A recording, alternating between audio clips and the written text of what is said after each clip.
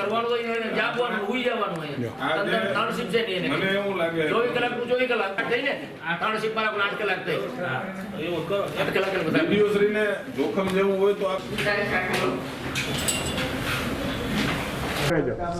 જી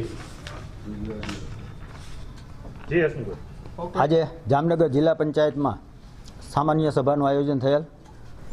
આ આયોજનમાં 15મા નાણાં પંચના કામોને મંજૂરી, અગાઉના સ્ટેમ્પ ડ્યુટી અને વિવિધ યોજનાઓ હેઠળ સૂચવેલા કામોમાં કોઈ ફેરફાર કરવાના થતા હોય તો એ ફેરફાર કરવાના કામો લીધા છે અને ખાસ આ નવા વર્ષનું બજેટ માટેનું આયોજન આ મિટિંગમાં રાખેલ હતું।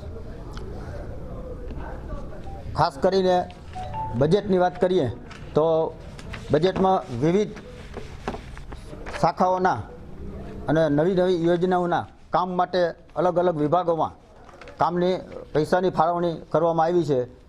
તેમાંથી અમુક અંશ હું કહું તો ચેકડેમ મરામત માટે 20 લાખ રૂપિયાનું આયોજન રાખ્યું છે। શાળાઓના નવીનીકરણ માટે 50 લાખનું આયોજન રાખ્યું છે। પૂરક પોષક આહાર માટે 4 લાખનું આયોજન કર્યું છે જે આંગણવાડીઓ માટે દેવામાં આવે છે। સ્માર્ટ આંગણવાડી માટે 50 લાખનું આયોજન કર્યું છે, એની તાલીમ લેવા માટે 4 લાખનું આયોજન રાખ્યું છે। પશુપાલન ક્ષેત્રે 1 લાખનું આયોજન રાખ્યું છે। સમાજ કલ્યાણના વિકાસ કામો માટે 70 લાખનું આયોજન રાખ્યું છે। કુદરતી આફત આવે ત્યારે ઓચિંતી કોઈ જરૂરિયાત પડે તો એના માટે 25 લાખનું આયોજન રાખ્યું છે। ગ્રામ્ય રસ્તાઓ છે એના મરામત માટે 70 લાખનું આયોજન રાખ્યું છે અને વિકાસના કામો માટે 350 લાખ રૂપિયાની જોગવાઈ માટેનું આજની બજેટમાં આયોજન રાખેલ છે। કુલ બજેટનો કેટલો અંદાજ છે? કુલ બજેટ 1230 લાખનું આયોજન આખું બજેટ છે। ગત વર્ષ કરતાં આ વખતે આવકમાં એક અંદાજ આવક ઓછી થઈ હોવાનો અંદાજ મૂકવામાં આવ્યો છે? નહીં, બધામાં નહીં, અમુક વિભાગમાં આવક ઘટતી હોય તો એ પ્રમાણે એનું આયોજન આખું રાખેલ છે। કુલ આવકમાં ઘટાડો રાખેલ નથી, પણ અમુક વિભાગમાં ક્યારેક ઘટાડો આવતો હોય, ક્યારેક વધારો આવતો હોય તો એનો અંદાજ જોઈ અને આખું આયોજન કરે। નહીં, ગયા વર્ષે ખર્ચ થયો હોય એના પ્રમાણમાં આ વખતે જોયું હોય તો ખર્ચ ખરેખર ન થતો હોય અને વધારે પૈસા વધતા હોય તો એના માટે ખર્ચ ઓછો રાખેલ હોય।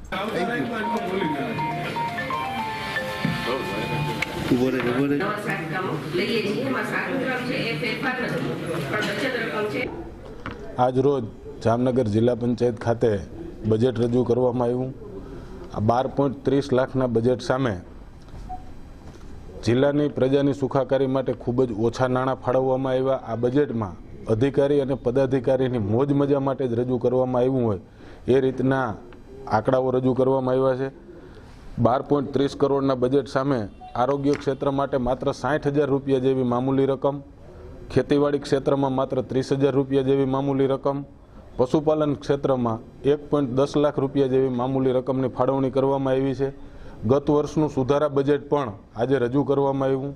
ગત વર્ષે જિલ્લાના રસ્તાઓના સમારકામ માટે સ્વભંડોળ હેઠળથી જે 70 લાખ રૂપિયાની જોગવાઈ કરવામાં આવી હતી એમાંથી 1 વર્ષ પૂરું થવા છતાં પણ જિલ્લા પંચાયતની બોડી દ્વારા 1 પણ રૂપિયાનો ખર્ચ કરવામાં નથી આવ્યો। સમગ્ર જિલ્લાના રસ્તાઓની હાલત અત્યંત કફોડી છે, ત્યારે જે પૈસા ફાળવણી કરવામાં આવ્યા છે એ પણ જિલ્લા પંચાયત પૂરતા પ્રમાણમાં વાપરી શકી નથી। ચાલુ વર્ષે સિંચાઈ ક્ષેત્રમાં જૂના ચેકડેમો રિપેરિંગ કરવા માટે માત્ર 20 લાખ રૂપિયાની નજીવી જોગવાઈ કરવામાં આવી છે। સમગ્ર જિલ્લામાં 500થી પણ વધારે ચેકડેમોની હાલત અત્યંત ખરાબ છે। ગત વર્ષમાં 1 પણ ચેકડેમ રિપેરિંગ જિલ્લા પંચાયત દ્વારા કરવામાં નથી આવ્યું અને આ વખતે પણ જે 20 લાખ રૂપિયાની જોગવાઈ કરવામાં આવી છે એ જોતાં એવું લાગી રહ્યું છે કે કદાચ 1 કે 2 ચેકડેમો જિલ્લા પંચાયત દ્વારા રિપેરિંગ હાથ ધરવાનું આયોજન હોય। આમ જોવા જઈએ તો અધિકારીઓને અને પદાધિકારીઓને બિલ્ડિંગ મરામત અને બિલ્ડિંગ જાળવણીના નામે લાખો રૂપિયા 50-50 લાખ રૂપિયા બિલ્ડિંગ જાળવણીના નામે ફાળવી દેવામાં આવ્યા છે। આ બજેટ છે એ પ્રજાલક્ષી બજેટ ના કહી શકાય। અમે આ બજેટને સખત શબ્દોમાં વખોડીએ છીએ।